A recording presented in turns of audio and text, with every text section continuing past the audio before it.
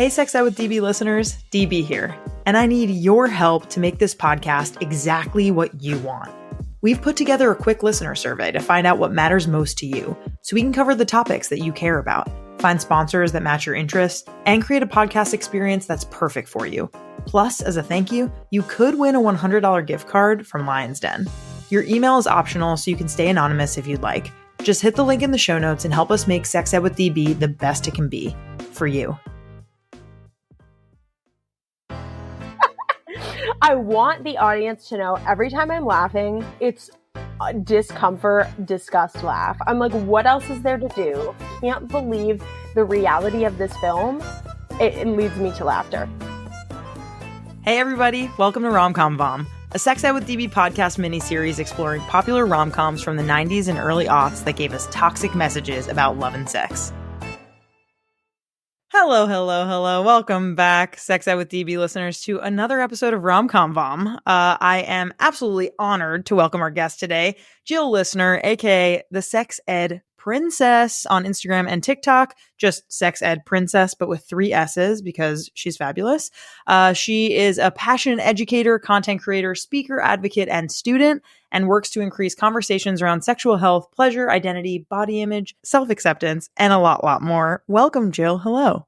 Oh, thank you so much for having me. I wish the 3 S's were because I'm just that fabulous. But unfortunately, I tried to just do Sex Ed Princess, and somebody else taken? somewhere must have it. And one day I'll sneak into those DMs. But yeah, for now we're 3 S's. But I like it. It's a calling card. Yeah, I'm so excited to be here.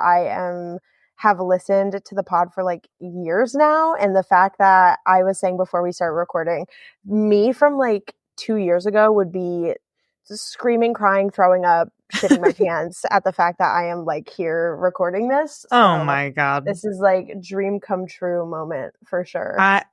Honestly, same. Like, you are such an icon. I love your content. You're so smart. You're so funny. You know how to connect with people. People love hearing what you have to say. And I'm thrilled that you're here. And last week's teaser, Jill, was this. This is what we're getting into today. This story revolves around a boy who takes his dying father's advice, and when he grows up, will date only the embodiments of female physical perfection. But all that changes after he has an unexpected run-in with self-help guru Tony Robbins. Intrigued by this man's shallowness, Robbins hypnotizes him to seeing the beauty that exists even in the least physically appealing women. Ay. Today we are talking about Shallow Hal. Oof. This, let me say, is going to be probably one of the worst rom-coms that we will do this season. So, Jill, just kind of generally, any just like opening kind of one-liners as to what you'd like to say about this film before we dive in. Oh my God, when you were like, today we're going to be talking about Shallow Hal, my mind immediately went, boo, tomato. Like, this movie is just, like, part of me when I was watching it was like, I want to say the intention, like, was that it simply wasn't. Like, it just was not. There was whatever intention and, like, heartfelt message they thought they were bringing, it didn't do that. It did not do that at all. Yeah, I don't even know. There are so many problematic parts of this movie. It's like, where do you even begin? And I feel like, so I'm a Gen Z gal. I was born in 1999. So when this movie came out, I was just not 2 even years old. Yeah, yep. I was like a baby. I was not conscious of like life as we know it. And I had never watched this movie beforehand.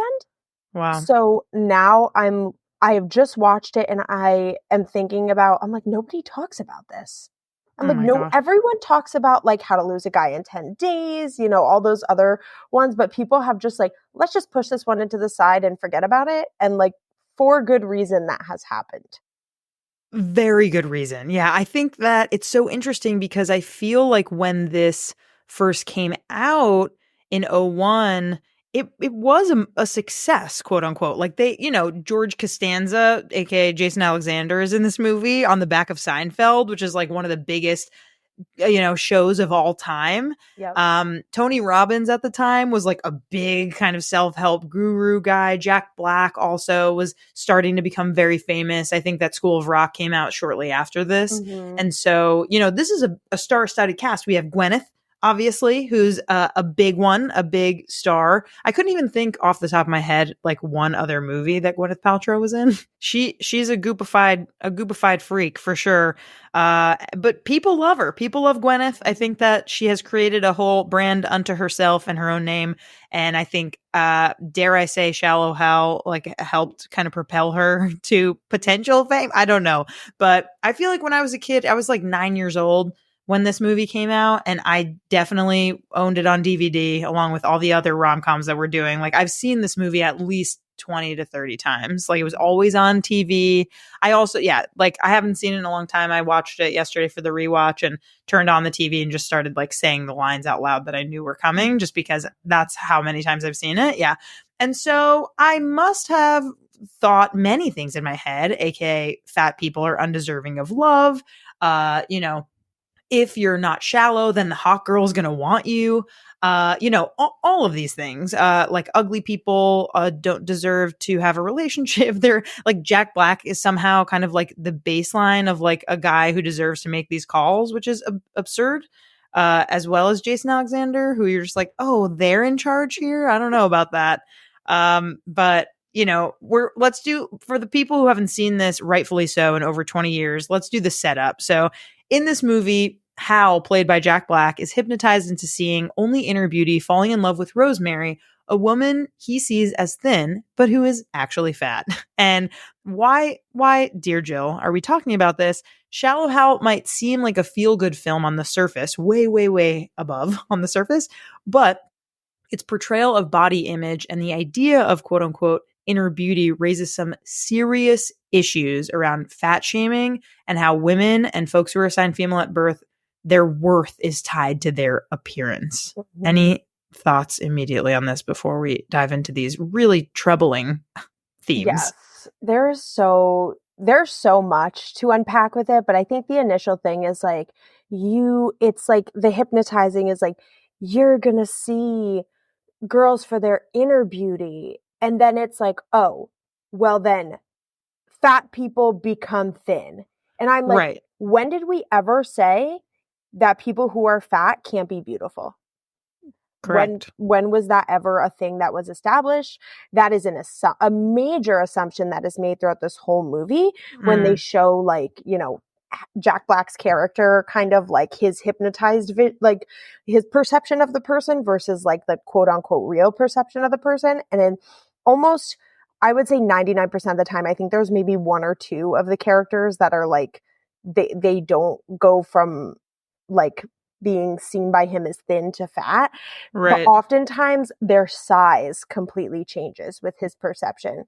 And that was so fucked up to me because I'm like, it's the assumption that fat people cannot also be beautiful, and also that fat equals bad, which we know are two major issues that perpetuate violence and stigma against fat people, and also just so much harm in general on like systemic levels, as well as like in the medical system and in their own personal relationships and family relationships, and like bullying in school, and like all of the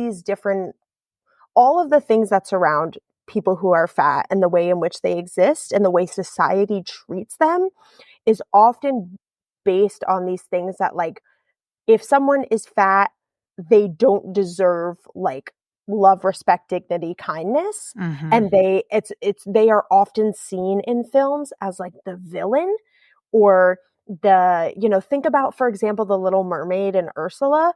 Ursula is the witch that is the evil person in the movie, right? And she is the fat mermaid, whereas the Little Mermaid is thin and beautiful, right? And it's assumed that like fat equals bad. And I think that is one of the major underlying things in this movie once you see past the heartfelt like warmth, quote unquote. Right. I wouldn't even say that, but what some people in some reviews have said is like, oh, the message is like warm, and it's like, what did you watch and what did I Like they watch? end up at the end, so like it's great, and he, spoiler alert, the end of the movie ends up he chooses her even though she's fat. Oh my gosh, like he's able to see her beauty, and it's okay that he sees her as a fat person. Like he is, making this concession and, gonna go off to the Peace Corps with her when she didn't even invite him, and basically is like, you have no right to be here. And he's like, no, let me show you that I do.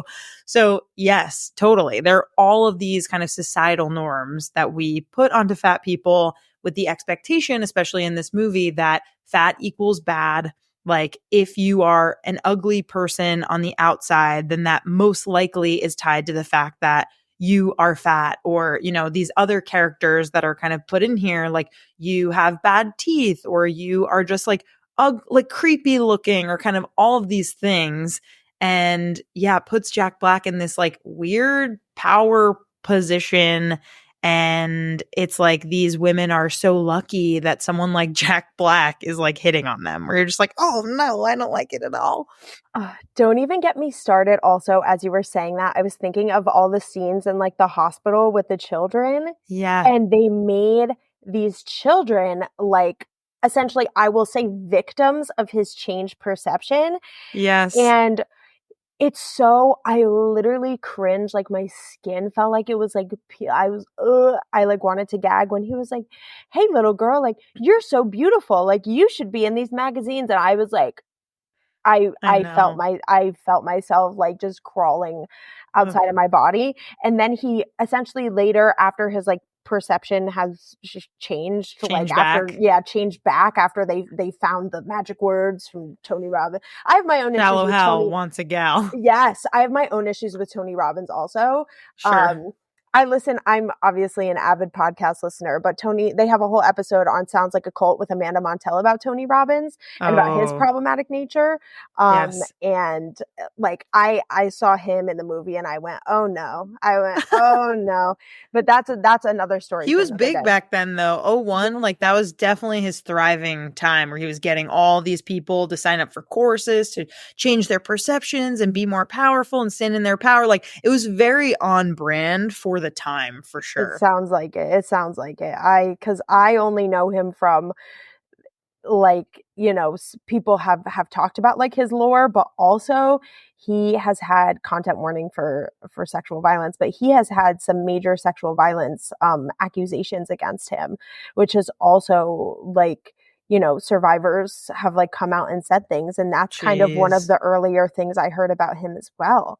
Which is immediately I saw him in here and I went, like, and I was like, boo, tomato. Yes, that's the whole thing I'm going to say through this. Like, tomato, boo. Like, it's just, but what I was saying about the hospital thing, I got so off track. Oh my God. No, it's okay. He returns back to the hospital. He returns back to the hospital looking for Rosemary after like Shallow Hal wants a gal. His perception has turned back to what it was. And this little girl is like was the girl he said earlier was like, oh, you're so beautiful. That made me want to like gag throw up. Right. And he like looks back at this girl and she is no longer what he saw, but she is in like the pediatric burn unit and she has burns on her face. And it's like also the problem of somebody who has experienced like a physical trauma of some kind is also assumed to be ugly.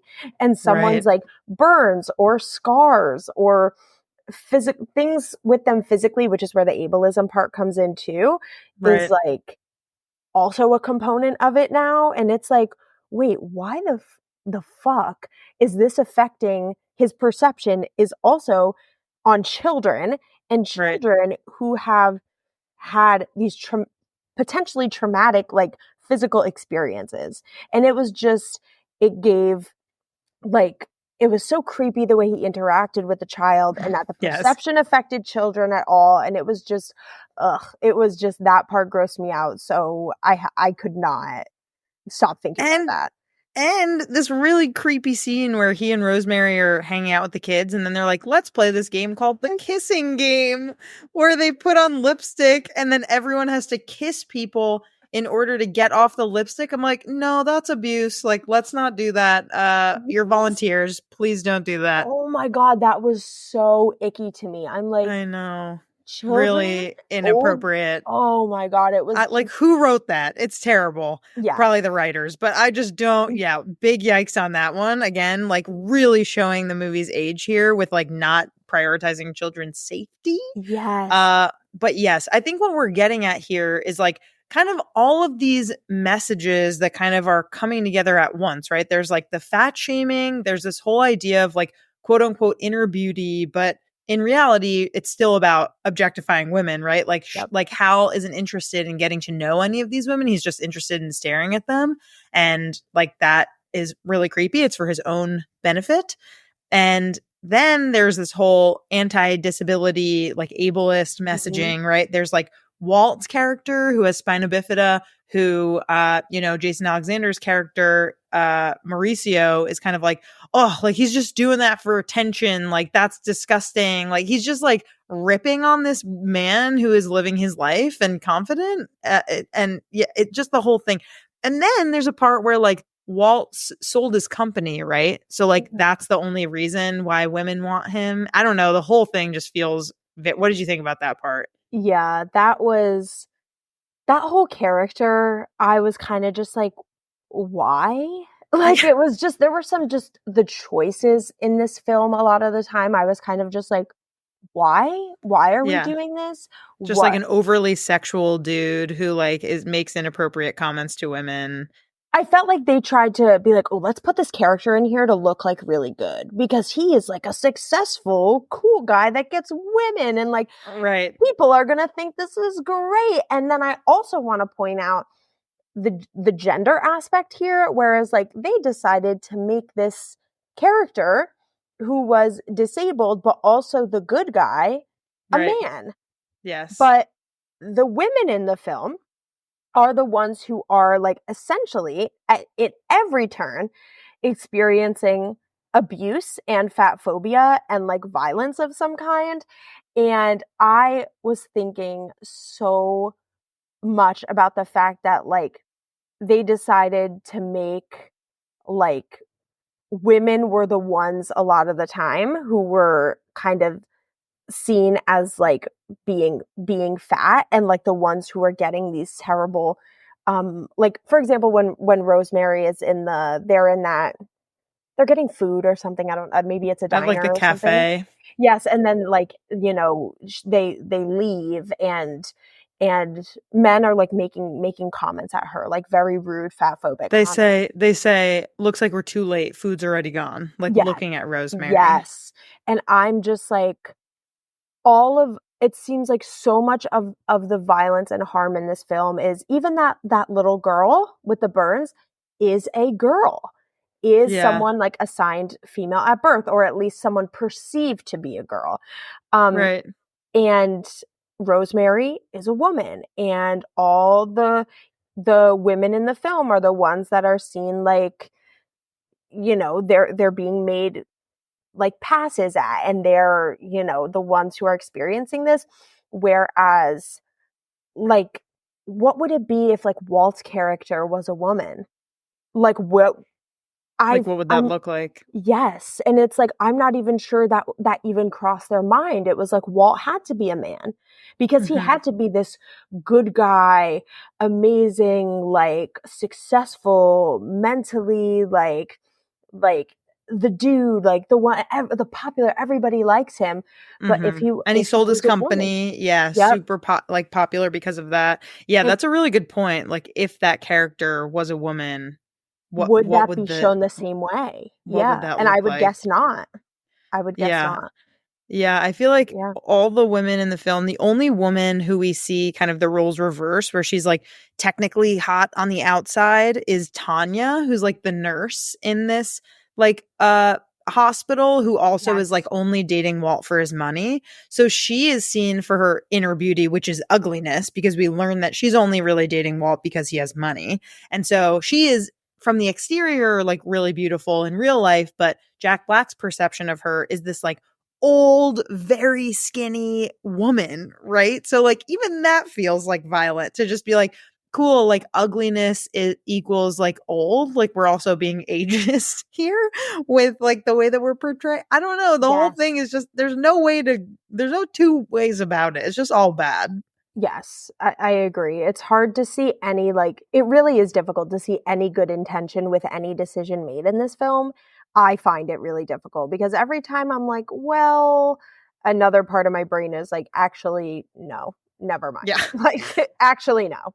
Actually, forget it. Yeah. And the Mauricio character, so Jason Alexander, plays kind of a George Costanza-like person who like literally is the same also person. just the same person with like a bad toupee, basically. Horrific the toupee. tail thing. Oh my God. Can we talk about I didn't know if you were going there, but I was going to end up there. The tail was Okay, so let's get into this. So Mauricio plays Hal's best friend, who I think this part is so funny to me. He somehow scores Lindy, who's this like super hot Victoria's Secret model, but the reason why he breaks up with her is because her second toe is bigger than her big toe and like longer. Laugh. Which is, I mean, it's gotta be for jokes. Like they know that the audience is in on this joke, that like she is way hotter than him. And he isn't interested in going to a members only like Beatles like concert basically or whatever, like an invite only concert, and because he's afraid of her toe. So this guy is a freak. And obviously incredibly shallow, and even the hottest women in the world who want to date him, he doesn't want to date them because there's something wrong with them. But we learn at the end of the movie, why is he so mean? Because he has a tail, like a abnormality, some sort of tail attached to his spine, and that makes him scared of women. And so that's why he's an incel. And yeah, why don't you go ahead, Jill? What do you make of this? So he has like a vestigial tail, which is like what it is called. And that is something that can, I believe, as far as my scientific knowledge goes, can happen. But they make such a joke out of this like vestigial tail. And they're like, oh, like it wags when I'm happy or I'm nervous. Right. And then at one point, I remember just like absolutely rolling my eyes. Jack Black's character, Hal, is like, I don't want to see it. I have to see it. Mm-hmm. And then they're in the middle of the street. They are on the sidewalk of this like residential neighborhood. Pulls his pants down. I can't call him. He's just George Costanza to me because like as Jewish girly growing up in a household with Jewish parents, it's like Seinfeld was everything. Seinfeld was the moment. We've seen every episode. Look at that. It's just, he's always George Costanza in any other movie. That's what he is. But George Costanza pulls his pants down in this residential neighborhood and exposes the tail, and the tail wags. And I'm like, there is nothing wrong with having a vestigial tail, but they make a mockery out of this like actual like bodily experience that he has. And I'm like, imagine if somebody who actually had this, who has a vestigial tail, which I'm sure somebody, I gotta learn more about this because I didn't even know that it was a real thing. It's something that it's like a rare, rare condition, tail-like structure.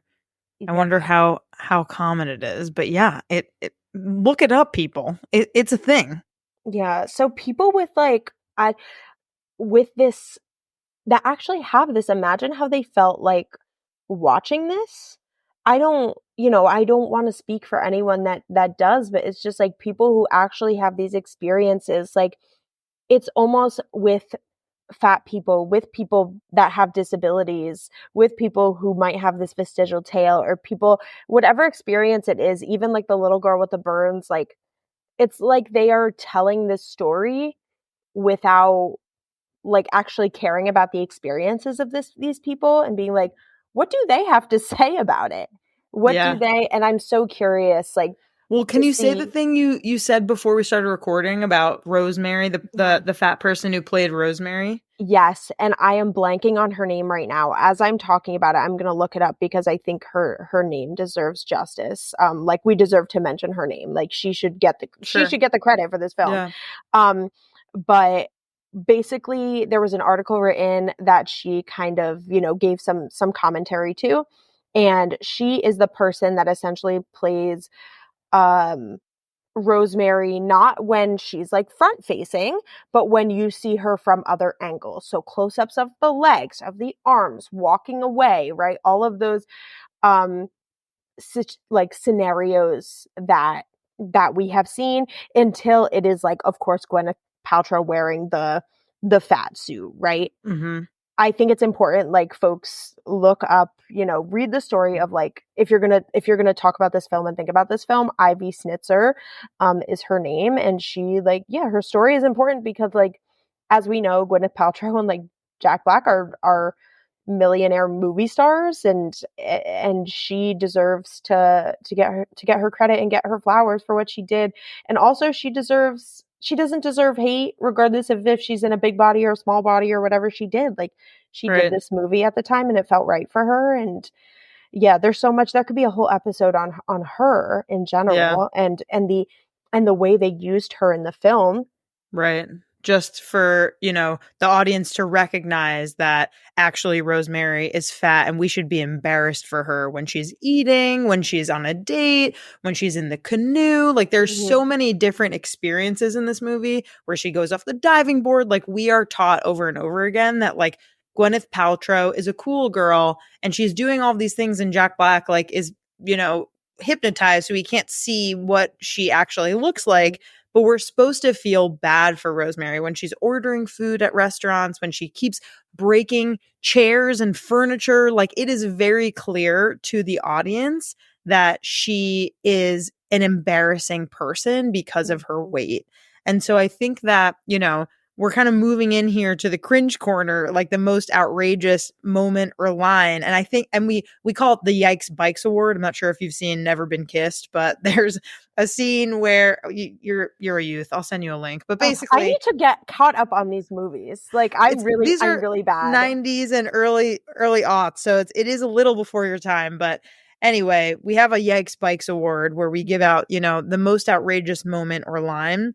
And I think that there's so many, obviously, that can be given out here, but I do think that in general, the fact that Jack Black just, like, really only cares about appearance in the entire film, like, even at the end, I think my award goes to this, where he sees her at her going away party before she ships off to Kiribati for the Peace Corps, which is incredibly random.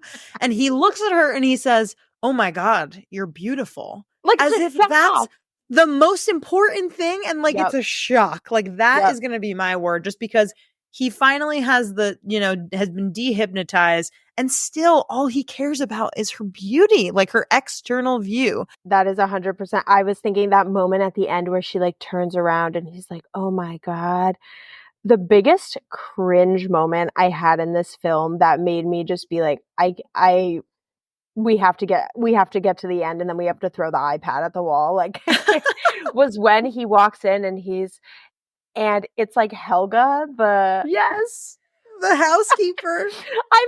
I want the audience to know, every time I'm laughing, it's discomfort, disgust laugh. I'm like, what else is there to horrific. Do? It's horrifying. It's not actually funny. It is just so, I can't believe the reality of this film.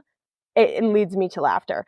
But he walks in the door to her going away party, looking for Rosemary. He sees the this blonde short hair who is, I think, like the housekeeper, maid, cook, potentially something chef, something of that sort. I don't think they said that to, like, its full extent.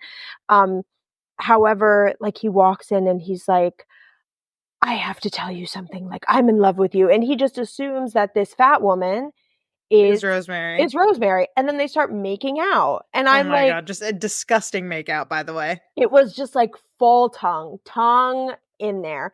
And it's just, that alone was like, oh, this is going to be, like, funny, like, trying to get some laughs. And it just shows that, like, he really didn't look at anything else besides the body. Yes. It just, like, dehumanizing was the word that really came to mind in that. Completely. Yeah. I mean, as if Helga was so lucky to make out with him, right? Which is just okay. All right, Jill, we're at a very obvious point here where we need to rate the movie out of 1 to 5 voms. And maybe we just say our rating on 3 because I think we know where each other are at. But ready? 1, 2, 3. 5. Maybe 20. Maybe 900. Yeah, literally. I've never given one of these films that we've done a 5. So this must be really bad, which it is, by the way. It is very bad.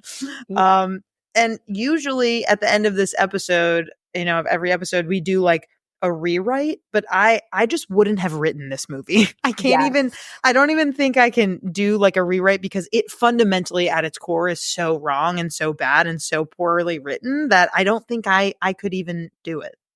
Yeah, I completely agree. I don't think it is acceptable to any point. Yeah. Anything. The only thing I think is acceptable would be if a fat woman with her own experiences wanted to write her own movie about her experiences. I think the important thing here is centering people who are fat, centering their voices and uplifting their voices, because I feel like for so long, thin and straight size people have just spoken for them and just been like, this is how they feel. And it's actually like, no. And so much of, I mentioned maintenance phase earlier in the podcast, but so much of what I've learned is from listening to fat activists like Aubrey Gordon, who is just so phenomenal in her intelligence and the way she speaks and her activism for so many things across the board. But it's like, not only her, but there are so many different fat activists that we need to be listening to. And my only thing I would say is if they want to make a movie and they want to do it about whatever they want to do it about with their experience, I'll be there watching it. Yep, literally. And Aubrey Gordon does have a movie that I need to watch. She has I want to see that too. Yes. Documentary. She has a documentary. Exactly. That would be, and I think that is golden and amazing, and it's like that is the only acceptable thing. We can no longer have thin and straight sized people writing the experiences of fat people and not listening to them. We need to scratch every fucking piece of it and say, okay, I am not a fat person, but that person over there is, and let's uplift them and center them and let them tell their story. And that's the only thing I would accept after this. Yes. Wow. We got to end there. I mean, where else could we go from here? I feel like that was it, Jill. This was so fantastic. And I'm so, so glad that I had you on for this horrificness that is Shallow Hal. I think before I let you go, I do want to mention a couple things. One, randomly, we recently found out that like a quarter of our audience is from Ohio. So if you are listening to this podcast and you are from Ohio, I want you to email us at sexedwithdb@gmail.com and be like, hi, I'm from Ohio. I don't have any other request other than that. I'm just intrigued by this and would love to just chat about what's going on in Ohio because I don't know enough, but it clearly feels like you guys listening who are from Ohio are tuning in. So that's number one. So here's the teaser for the next episode, and then we'll say goodbye and thank you to Jill. 2 childhood friends both aspire to be professional basketball players. The boy's father plays for the LA Clippers and is a natural talent and a born leader. The girl is ferociously competitive, but sometimes becomes overly emotional on the court. Over the years, the two begin to fall for each other, but their separate paths to basketball stardom threaten to pull them apart. So I'm so excited for next week's episode. Jill, you are the perfect guest for Shallow Hal. Thank you so much for being here. You rock. No, you rock. I was so happy to talk about this, and I hope that we can keep talking about this so a movie like this never happens again. Never, ever. Goodbye, Shallow Hal.